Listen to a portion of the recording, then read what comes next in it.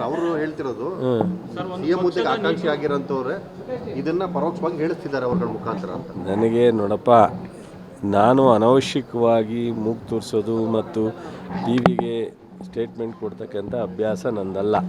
ಆದರೆ ನನಗೆ ಬಲವಾದ ನಂಬಿಕೆ ಇದೆ, ನಮ್ಮ ಕಾಂಗ್ರೆಸ್ ಹೈಕಮಾಂಡು ಇದಕ್ಕೆಲ್ಲ ಸರಿಪಡಿಸುವಂಥ ಶಕ್ತಿ ಇದೆ. ಮತ್ತು ಖರ್ಗೆಯವರ ಅಧ್ಯಕ್ಷರಿಂದ ಕರ್ನಾಟಕದ ಇತಿಹಾಸ ಅವ್ರಿಗೆ ಗೊತ್ತಿದೆ ಪೂರ್ತಿ. ಮತ್ತು ಸಿದ್ದರಾಮಯ್ಯನವರು ಡಿ ಕೆ ಅವರು ಡೆಲ್ಲಿಲೇ ಇದ್ದಾರೆ, ಬಹುಶಃ ಸೂಕ್ತವಾದಂಥ ತೀರ್ಮಾನ ತಗೋತಾರೆ.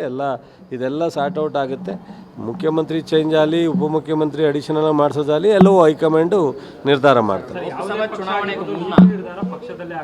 ಹೌದು, ಅವಶ್ಯಕತೆ ಇಲ್ಲ. ಯಾವ ಸ್ವಾಮೀಜಿನೂ ಪಬ್ಲಿಕ್ನಲ್ಲಿ ಹೇಳೋ ಅವಶ್ಯಕತೆ ಇಲ್ಲ. ಅವ್ರ ಇಚ್ಛೆ ಇದ್ದು ಹೇಳಿದ್ರೆ ನೇರ ಹೈಕಮಾಂಡ್ ಜೊತೆ ಮಾತಾಡ್ಬೋದು, ಅಥವಾ ಎಲ್ಲ ಮುಖ್ಯಮಂತ್ರಿಗೆ ಮಾತಾಡ್ಬೋದು, ಅಥವಾ ಡಿ ಕೆ ಅವ್ರಿಗೆ ಕರೆದು ಮಾತಾಡ್ಬೋದು, ಅಥವಾ ವೀರಶೈವರು ಇನ್ನೊಬ್ಬರು ನಮ್ಮ ಲಿಂಗಾಯತ್ ಲೀಡ್ರ್ಗಳನ್ನ ಕರೆದು ಮಾತಾಡ್ಬೋದು. ಬಟ್ ವೇದಿಕೆಯಲ್ಲಿ ಮಾತಾಡೋದು ಏನೋ ಅವಶ್ಯಕ.